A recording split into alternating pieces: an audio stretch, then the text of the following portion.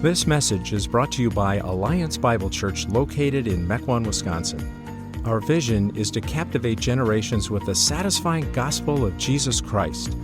For more information about Alliance Bible Church or other resources, please check out our website, myabc.church.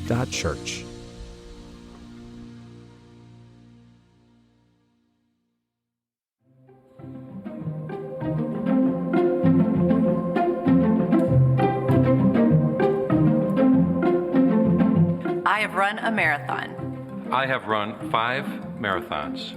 I have run a marathon.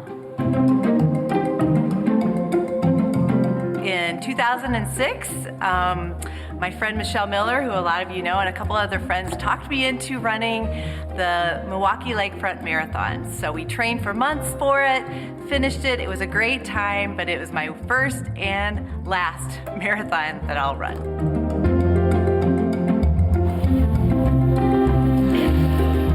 I ran Milwaukee Lakefront. I ran the Fox Cities 2 years in a row, and both of those times I qualified for Boston. And then I ran Boston twice. And after that, I quit running marathons.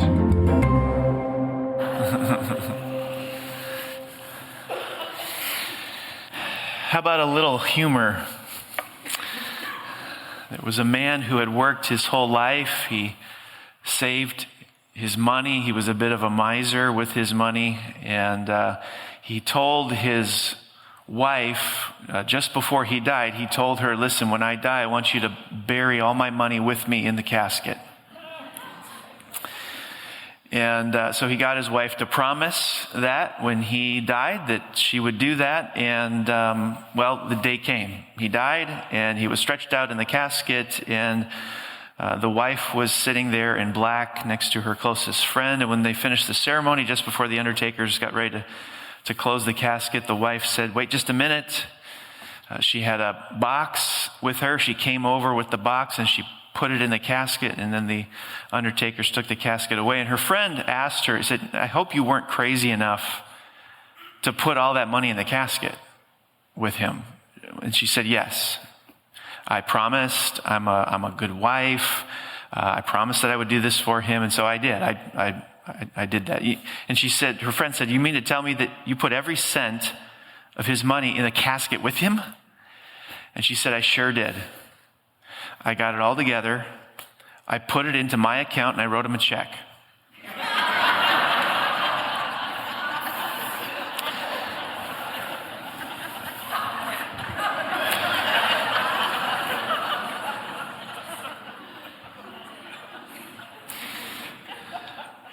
Now, I highly doubt that's a true story. But actually, the more I read that story, the more I do wonder, well, maybe in some part of the world, this actually did happen. That's the nature of money. It's everywhere. I mean, think about your life. It's everywhere. And it can make us crazy. It can make us crazy. Money can make us crazy. The sermon today is more of a snack than a meal on the topic of money, because the Bible has an incredible amount to say on the topic of money. I cannot hit that in one message, but what I'm going to do here is try to give you an overview of a theology of money. You know, giving is not the big idea of this message. Giving is one aspect to money, but giving is not the big idea of this message. We're going to look at a story Jesus tells in Luke 12, and if you have your Bibles, would you open those up? We're going to look at a story that Jesus tells in Luke 12. And we're going to look at it under the categories of money sickness and money wellness. Money sickness and money wellness. Your physical health, my physical health, is a spectrum. I think health is a spectrum. It's not that you're either physically healthy or you're physically sick. There's a spectrum. Some of us are healthier than others, and of course that ebbs and flows. Some of us are sicker than others, but it's a spectrum. You can think of money sickness or money wellness along those lines. It's a spectrum. There are degrees to money health. There are degrees to money sickness. So we're going to be looking at this story that Jesus tells kind of with that image in mind. Let's read Luke 12, starting in verse 13. Someone in the crowd said to him, "Teacher, tell my brother to divide the inheritance with me." Jesus replied, "Man, who appointed me a judge or an arbiter between you?" Then he said to them, "Watch out. Be on your guard against all kinds of greed. Life does not consist in an abundance of possessions." And he told them this parable. The ground of a certain rich man yielded an abundant harvest. He thought to himself, "What shall I do? I have no place to store my crops." Then he said, "This is what I'll do. I will tear down my barns and build bigger ones. And there I will store my surplus grain. And I'll say to myself, you have plenty of grain laid up for many years. Take life easy, eat, drink, and be merry." But God said to him, "You fool, this very night your life will be demanded from you. And who will get what you have prepared for yourself? This is how it will be with whoever stores up things for themselves, but is not rich toward God." Then Jesus said to his disciples, "Therefore, I tell you, do not worry about your life, what you will eat, or about your body, what you will wear. For life is more than food, and the body more than clothes.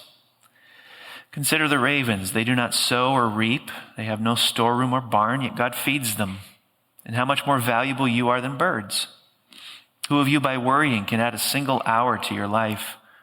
Since you cannot do this very little thing, why do you worry about the rest? Consider how the wildflowers grow.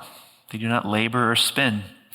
Yet I tell you, not even Solomon in all his splendor was dressed like one of these. If that is how God clothes the grass of the field, which is here today and tomorrow is thrown into the fire, how much more will he clothe you, you of little faith? And do not set your heart on what you will eat or drink.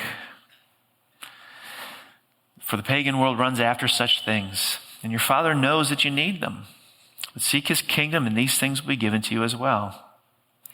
Do not be afraid, little flock, for your Father has been pleased to give you the kingdom. Sell your possessions and give to the poor. Provide purses for yourselves that will not wear out, a treasure in heaven that will never fail, where no thief comes near and no moth destroys. For where your treasure is, there your heart will be also." We're going to look at money sickness under 3 headings this morning. Beware of money sickness, symptoms of money sickness, and how to acquire money wellness. Beware of money sickness, symptoms of money sickness, and how to acquire money wellness. First, beware of money sickness. So there's a dispute between 2 men over inheritance money. I find it interesting that Jesus decides not to arbitrate that. He could have. I bet he would have been a very skilled arbitrator. He says, no, that's not the issue here. I want to get to the heart of the issue. That's what he does. He's addressing the postures of the heart towards money instead of trying to arbitrate a financial situation. The very first words out of his mouth are very interesting. He says, "Watch out." Watch out. It's the kind of exclamation that suggests a threat can pop up out of nowhere and ambush you. The threat is a sneaky little devil. And in Jesus' story, the threat is greed. The threat is money sickness. There's a place in Matthew 6, actually, where Jesus talks about greed. And essentially, he says greed prevents us from seeing our greed. That's a bit unsettling to me. Greed prevents us from seeing our greed. So greed is a condition very difficult to self-diagnose. This is why Jesus issues the exclamation, "Watch out, we don't see it coming." When I was a kid, I played lots of sports. I was out with friends. We were always throwing around a ball of some kind. The number of times that one of my friends said to me, "Watch out," while we were engaged in this activity, you need a couple of hands to count all that. Now, they were my friends. They were kind, and therefore they issued that warning, "Watch out." Every once in a while, you were with a group of guys who weren't exactly your friends, and you would never hear that warning, which makes Jesus to be a very kind friend. Yes? Watch out. I'm going to warn you about this. I'm not going to say nothing and just let it hit you. Watch out. Many other sins aren't like that. You know when you're committing them. Take adultery, for example. A person knows when they're committing adultery. They know. A person knows when they're stealing. They know. Greed is blinding. The condition itself is blinding. The disease prevents us from seeing that we have a disease. It's very difficult to self-diagnose. So money sickness is something that many people would say, I don't have that problem. Many people would say that. I don't have that problem. There was a story told of a pastor who decided to do a sermon series on the 7 deadly sins. 7 deadly sins are pride, greed, anger, lust, envy, gluttony, sloth. And before the series began, the wife predicted to her husband that greed would be the least attended of the 7. And she was right. She was right. The attendance at the sermon on slothfulness was higher than the attendance for the one on greed. Why? We don't know we're guilty of it. We don't think we have a problem because the sin itself prevents us from seeing we're guilty of it. It hides from us. It avoids detection. This is what makes money sickness very unsettling. So Jesus basically is saying, first of all, beware of this.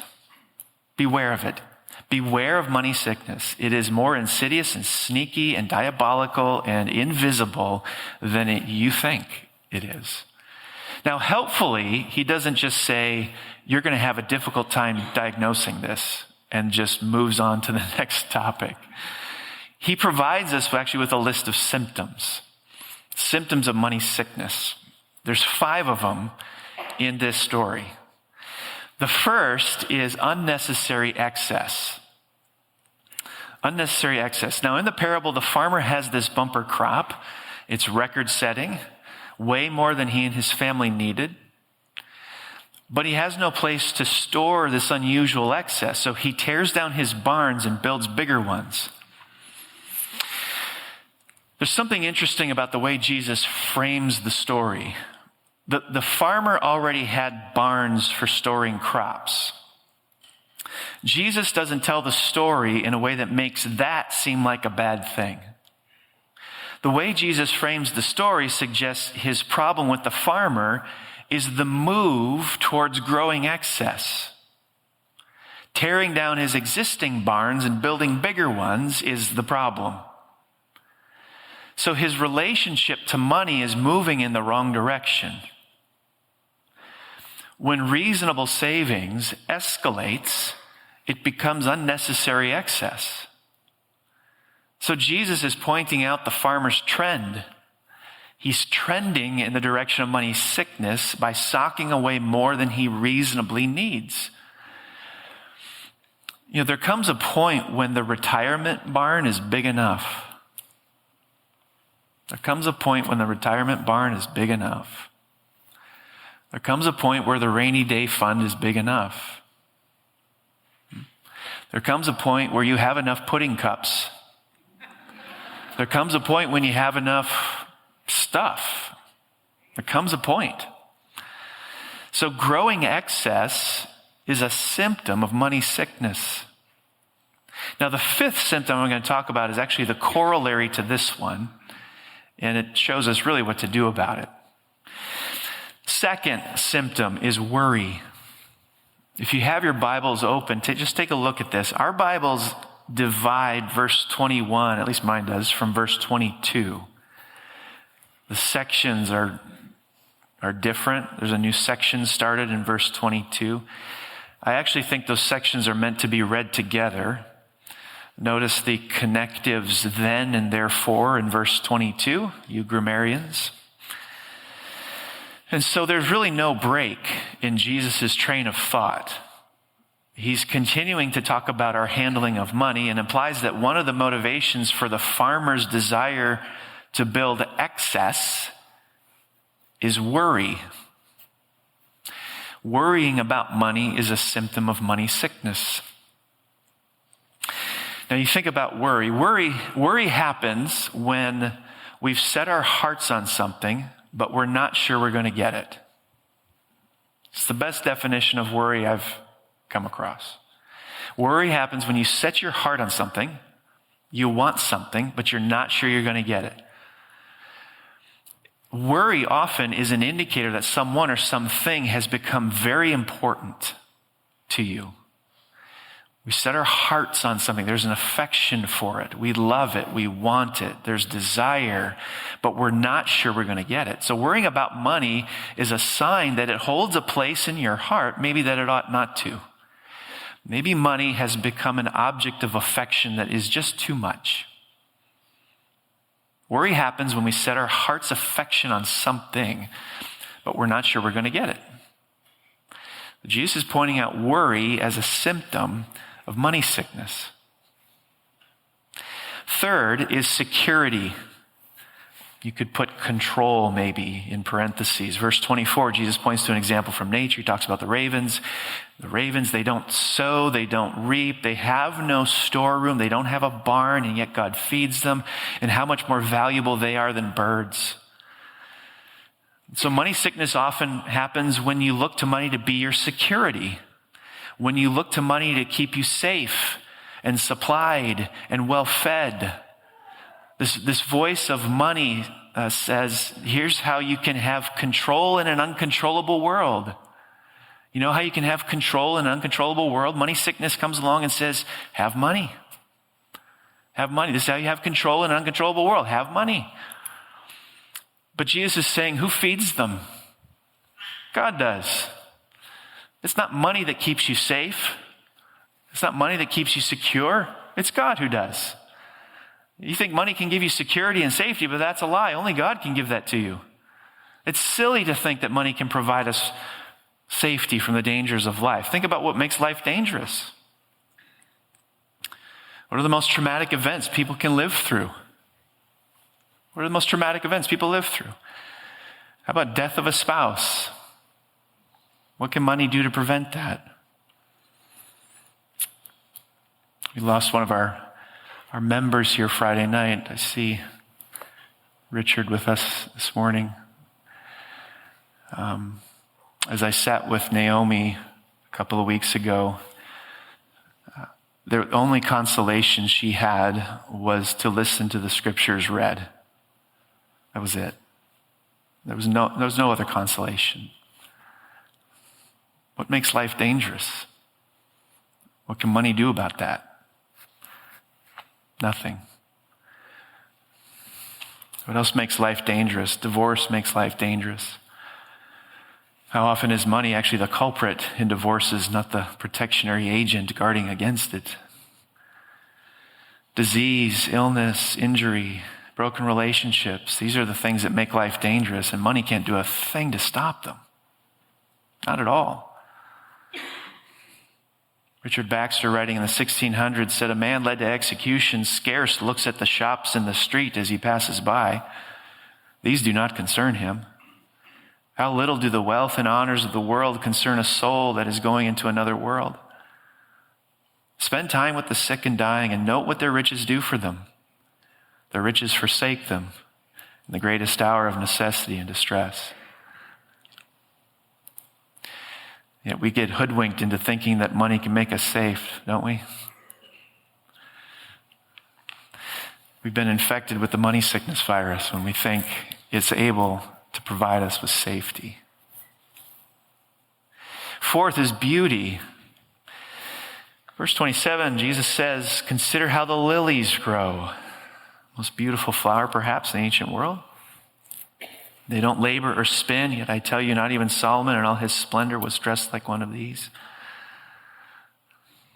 And people look to money to be their beauty when they use money and possessions to impress people, or to make themselves feel worthy, attractive, desirable. We've got another symptom of money sickness. The voice of this goes like this. It says, look at my house. Look at my house. Look at my car. Look at my vacations. Look at my stuff. If you use your money and possessions to make yourself beautiful, you've got a money sickness problem. Now, it's sort of refreshing when people start to wake up and realize the emptiness of this use of money. I've talked about Scottie Pippen before. Scottie Pippen played for the Chicago Bulls back in the 1990s along with Michael Jordan and a very good player. He ended up playing later for the Portland Trail Blazers, early 2000s. And I mentioned the story of, in the early 2000s, how Pippen would always look over at the courtside seat held by Paul Allen, who was the co-founder of Microsoft, and he would envy him. Pippen's got his millions, but Allen's got his billions. And there's one article written about some of the things that he said about Allen, how he just wishes he was him. That's back in the early 2000s. Earlier this year, September, in fact, of 24, Scottie Pippen wrote on X, Twitter, I'm not sure what it is anymore, but he wrote, this is what he said. September of this year, keep in mind, 24 years earlier, he's ogling Paul Allen as he sits courtside in the Portland Trail Blazers game. And he said this on X: as you get older, you'll realize that a $30,000 watch and a $30 watch both tell the same time. A Gucci wallet and a Target wallet hold the same amount of money. A $10 million house and a $100,000 house host the same loneliness. A Ford will also drive you as far as a Bentley. Stay humble. The holes dug for us in the ground are all the same size. Now, he may not be the most hope-filled, at least at this point. But he seems to be coming to his senses. Wealth is not a legitimate source of beauty. It's an illusion. Fifth symptom is stinginess. Now, when Jesus points out that the farmer's excess is heading into bigger barns, in the same breath, he points out a corollary infraction that this creates: stinginess. Because of the ever-increasing excess went into these bigger barns, the farmer, what does Jesus say? The farmer was, quote, not rich toward God, end quote. So stinginess is a symptom of money sickness. Rich toward God, though, is a curious expression. I think there's an obvious and immediate understanding of this. That is, the farmer kept a lot for himself. He was not generous towards others with his assets. Unnecessary excess can produce stinginess. That's very clear. Stinginess is an obvious symptom of money sickness. But if we keep the whole section in mind, not rich toward God isn't just about a lack of financial generosity. It's also a comment on the farmer's attitude towards God. Where do you get that, preacher? Well, look at his posture before his harvest. When you read about his bumper crop, he's impressed with it. He's in awe of it. He's mesmerized by it. He admires it. The deeper indictment is that he's not all of those things toward God. He's not in awe of him. He's not mesmerized by him. Doesn't admire him. Not impressed with him. This is where this is interesting. You circle back to the beginning of this. The initial problem that Jesus is presented with is a money management problem. Two brothers squabbling about how to divide up the inheritance. But Jesus doesn't fix that. Instead, he addresses the heart issues surrounding money. Money sickness, therefore, is not just a money management problem. It's a heart issue. Philip Ryken captures the bigger picture of what it means to be rich toward God. Here's what he writes. He says, I'm rich toward God when his glory is my highest goal, when his worship is my deepest joy, and when his fellowship is my greatest satisfaction. I'm rich toward God when I offer all my abilities for his work without reserve. I'm rich toward God when I take the time to serve people in need and give the first portion of everything I get to Christian ministry. I'm rich toward God when I make the needs of the poor a priority in my financial giving and embrace a simple lifestyle that gives me more freedom for ministry. I'm rich toward God when I decide there are some things I can live without so that I will have more to give to people who do not even have the gospel. I'm rich toward God when I give and give until all I am and all I have is dedicated to his glory. So money wellness is not ultimately about money management. It might express itself that way, but it first begins as a heart issue. Now you listen to that and you say, well, I want that. How can I have money wellness? Well, I think Jesus gives us a couple of things. When he talks about how to acquire money wellness, a couple of things. First, we acquire money wellness when we realize that we are passive receivers of what we have. We acquire money wellness when we realize we're passive receivers of what we have. I actually think there's a sad note of humor in the story that Jesus tells. In the parable, Jesus says, the ground yielded an abundant harvest, not the farmer. The ground yielded an abundant harvest. The wealth was given to the farmer. It fell into his lap. He merely received what something else produced.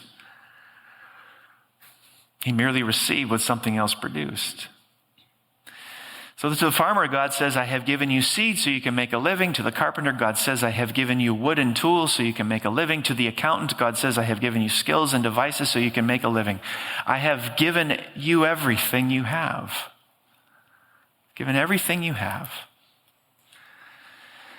So I think if we want to acquire money wellness, it starts with a deep felt realization that everything we have has been given to us. If you meditate on that long enough, like consciously meditate on that long enough, it's going to change the way you think about the Lord. It'll change the way you think about the Lord. If you meditate on the fact that everything you have has been given to you, it's going to change the way you think about the Lord. It's going to inflame your gratitude to Him. It's going to inflame your awe of Him. It's going to fuel an attitude that is rich toward God. And that also then will come out in the way we think about money and how we use it. Think of it this way. Most people have some form of retirement savings. We relate to money the way a money manager relates to the money of an investor. We relate to money not as an owner, but a broker. As a steward. If you're a money manager, and you see the funds growing and your clients giving you more money to manage for them, you get excited because you benefit from that too, but you don't, I hope, for an instant think that all that money they're giving you is yours. No, there's an accountability, right? I don't know exactly how it works, but I'm assuming that money managers have to invest the money they're given in line with the directions of the investors. And if a money manager doesn't do that, I believe it's called fraud. Well, God is the great investor, and you're His money manager. We're His money managers. We have to invest, actually, His money in line with the directions of, the purposes of, the values of Him. Of Him. Not to do so is not just fraud, it's cosmic fraud. It's cosmic fraud. So if you want to acquire money wellness, it starts with this deep felt realization that everything we have has been given to us. Second, if we're going to acquire money wellness, we need an experience of God's radical grace. We need an experience of God's radical grace. Look at this in verses 32 and 33. Jesus says, do not be afraid, little flock, for your Father has been pleased to give you the kingdom. Sell your possessions and give to the poor. Provide purses for yourselves that will not wear out, a treasure in heaven that will not be exhausted, where no thief comes near and no moth destroys. Now notice the order. That's what I'm pointing your attention to. Notice the order. Does Jesus say, if you give away your money and possessions, you'll be given the kingdom?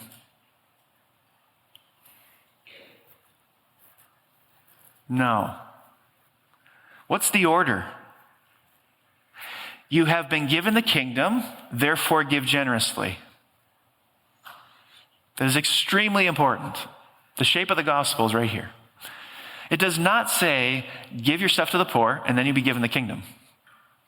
It says, you've been given the kingdom, therefore give to the poor. Now, to get the impact of that statement, we need to understand what Jesus means by kingdom. During his ministry on earth, Jesus announced the kingdom is here. In a sense, he turned to the people of that time, he turns to us today, and he says, just watch. See if the blind are healed, the dead are raised, the ostracized are welcomed, the poor are cared for. In other words, Jesus' miracles are giving us a taste of the kingdom. This is what it's like. Where Jesus comes from, Jesus' miracles are just restoring things to normal. That's what they are. He comes from his heavenly kingdom. He comes to earth. He says, I'm going to bring it with me, and then one day I'm going to establish it completely. And to give you a taste of what this kingdom is like, watch what happens. And he goes and he performs miracles. What's the point of that? Well, he's showing you, this is what my kingdom's like. Where I come from, he says, this is normal. Okay? Where I come from, blindness is not normal. Seeing is normal. Being lame is not normal. Walking is normal. And so when Jesus comes, he brings the kingdom with him. He says, watch this. I'm going to start to initiate this. I'm going to inaugurate this. I will not consummate this till the end, but I'm going to inaugurate this now. And you see him doing miracles. This is what the kingdom's like. So listen, when you know the riches of that kingdom, think about his miracles. Think about all that he did. Think about it. When you know the riches of that kingdom, it's incredibly difficult to be concerned with money. So only when you realize what you've been given are you going to be free from money sickness. Only when you realize how much you've been given will you be free from worrying about it, free from resentment towards people who have it, free from pursuing it. Only when you realize you have the kingdom will you start to acquire money wellness. 1 Peter 2:9, such a marvelous verse. We read there, but you are a chosen race, a royal priesthood, a holy nation, a people for God's own possession. Possession.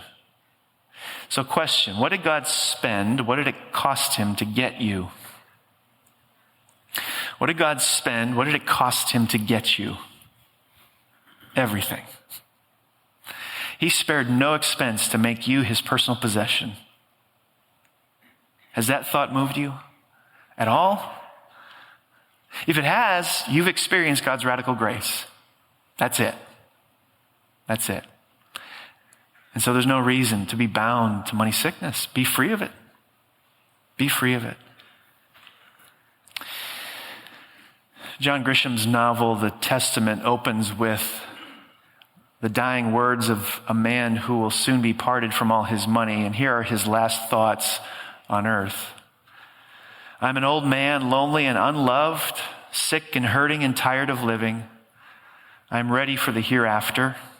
It has to be better than this. My assets exceed $11 billion. I own silver in Nevada and copper in Montana, coffee in Kenya and coal in Angola and rubber in Malaysia and natural gas in Texas and crude oil in Indonesia and steel in China. My companies own companies. My money is the root of my misery. I had 3 families, 3 ex-wives who bore 7 children, 6 of whom are still alive and doing all they can to torment me. I am estranged from all the wives and all the children. They're gathering here today because I'm dying and it's time to divide up the money. And so these greedy relatives gather around his bedside, hoping for their share of this massive inheritance. But the book has a surprise ending. After the old man dies, the family gathers to read his last will and testament. They're to complete shock. The entire fortune is granted to an illegitimate daughter none of them has ever known. And it turns out that this unexpected heiress is serving as a Christian missionary to people in Brazil. So a lawyer is sent to go find her so she can sign the necessary paperwork. When he finally tracks her down, she refuses to accept any part of the inheritance. The lawyer is dumbfounded because from his perspective, life consists in the abundance of one's possessions. Yet because of her faith in Christ, the missionary has a completely different set of priorities. She says, you worship money. She looked at the lawyer and said, you worship money. You're part of a culture where everything is measured by money. It's a religion. So what she decides to do is to put every penny into a trust fund for the worldwide work of the gospel, including practical care for the poor of Brazil. Now, even though this is a fictitious story, the character is a good example of someone who understood what the kingdom is and knew beyond a shadow of a doubt that she was part of it. She belonged to it. Do not be afraid, little flock, for your Father's been pleased to give you the kingdom. Let's pray. Gracious God, you're a generous God. You have provided the food we eat, the water we drink, the air we breathe, the bodies and minds we use to work and play. There literally is nothing we have that didn't come from you. Naked we came into this world, naked we will depart. Everything in between has been given to us to steward. I pray that reality be more visible to us today. But your generosity didn't end there, God. For those whose faith is in you, you have given us the kingdom. Not because of anything we are or have done, but because of your Son who has lived and died in our place. And so, Lord, I pray that these truths would establish in us a steadfast trust in you, a steadfast trust in your provision for us. I pray that these truths would grant to us an attitude towards you that is truly mesmerized by you, impressed with you, in awe of you, and that would free us from unhealthy attitudes toward and uses of money. Form us in money wellness, I pray, for your glory alone.